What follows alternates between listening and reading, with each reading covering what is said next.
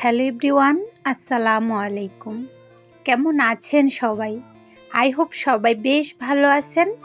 আলহামদুলিল্লাহ, আমরাও সবাই ভালো আছি। তো ব্লগটি শুরু করতে যাচ্ছি দুপুর থেকে। এই তো দুপুরে মামা এসেছে, আমার ছোট মামা। তো তাকে দুপুরের খাবার দিয়ে দিলাম, যা রান্না ছিল তাই দিয়ে দিয়েছি। তো খেয়ে নিল সে।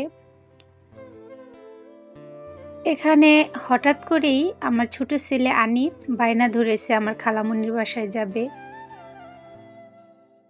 তো বাচ্চার বায়না রাখতে চলে এলাম ছোট খালামণির বাসায়।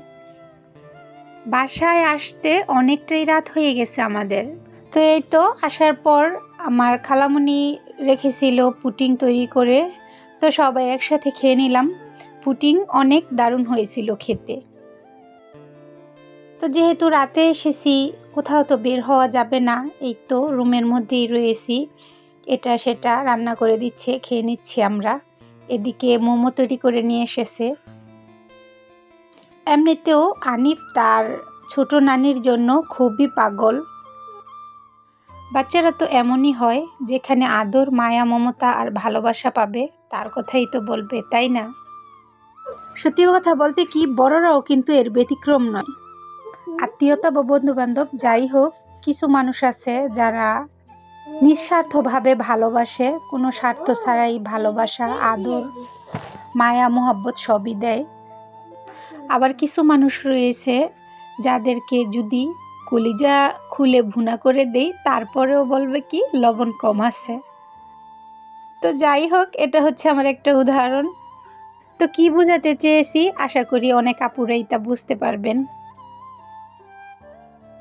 তো যাই হোক, এদিকে রাতের খাবার হয়ে গিয়েছে। তো আমরা সবাই একসাথে রাতের খাবারটা খেয়ে নিচ্ছি। তো এদিকে আমার ছোট খালামণির সম্বন্ধে কিছু কথা বলি।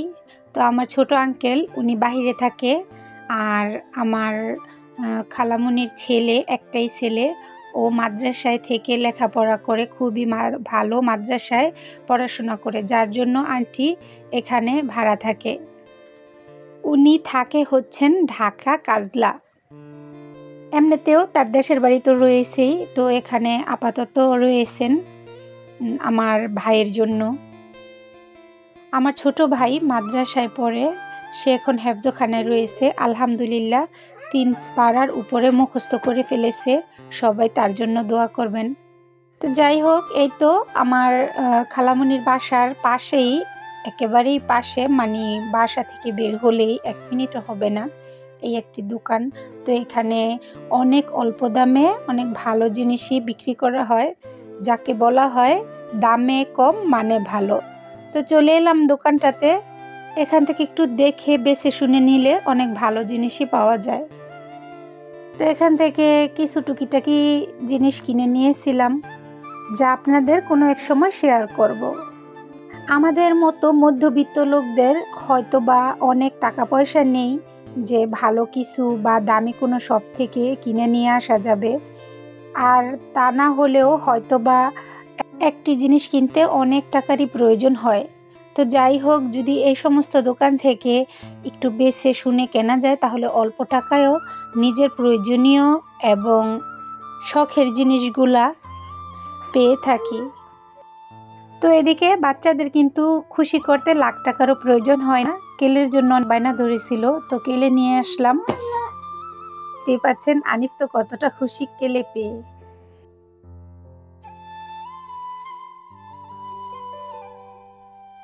তো এখানে আমার খালামণি খুবই কম দামে পেয়ে গিয়েছিল 2টি পাপোশ, তো নিয়ে নিল। পাপোশগুলো খুবই ভালো ছিল। উপরে যে পাপোশটা দেখতে পাচ্ছেন ওটা ছিল ওয়াটারপ্রুফ। তো যেহেতু এটা ওয়াটারপ্রুফ, তো পানিতে তো নষ্ট হবে না, অনেক দিনে চলে যাবে। তো এখানে আরও নেওয়া হয়েছিল গরুর ভুঁড়ি। তো এগুলো আমার ছোট খালামণি আমাকে কিনে দিয়েছে। তো এগুলোকে ধুয়ে পরিষ্কার করে নিয়ে যাব বাসায়। যেহেতু আবির আনিফ এটা খেতে খুবই পছন্দ করে, তাছাড়া আবিরের বাবারও বট খুবই পছন্দের। তো ভুঁড়িগুলোকে আমি প্রথমে ফেড়ে নিব, তারপর ছোট করে কেটে পানিতে ভাপ দিয়ে নিব। আর ভাপ দিয়ে নেওয়ার পর এভাবে রান্না করব। তো ওই আন্দাজ মতো ছোট ছোট করে পিস করে কেটে ধুয়ে পরিষ্কার করে ফ্রিজে রেখে দিব। অনেকে আছে গরুর ভুঁড়ি খুবই পছন্দ করে কিন্তু কাটা বাছার জন্য খেতে চায় না, কিন্তু আমার কিন্তু এতে কোনো প্রকার আলসেমি হয় না। তো যাই হোক, এখন সন্ধে হয়ে গেছে। তো সন্ধেবেলা হালকা নাস্তার জন্য ছিল পরোটা দিয়ে আলুর চপ। তো আপনাদেরকে তো দেখানো হয়নি, আরও আনা হয়েছিল একটি চুলাটি খুবই সুন্দর ছিল দেখতে। এই চুলাটিও অনেক অল্প দামেই কেনা হয়েছে। তা আজকের ভিডিওটি আমি এখানেই শেষ করতে যাচ্ছি। যদি আমার ভিডিওটি আপনাদের কাছে একটু ভালো লেগে থাকে তাহলে আমার চ্যানেলটি সাবস্ক্রাইব করে আমার পাশে থাকবেন। তো আল্লাহ সবাইকে ভালো রাখুক, সুস্থ রাখুক। আল্লাহ হাফেজ।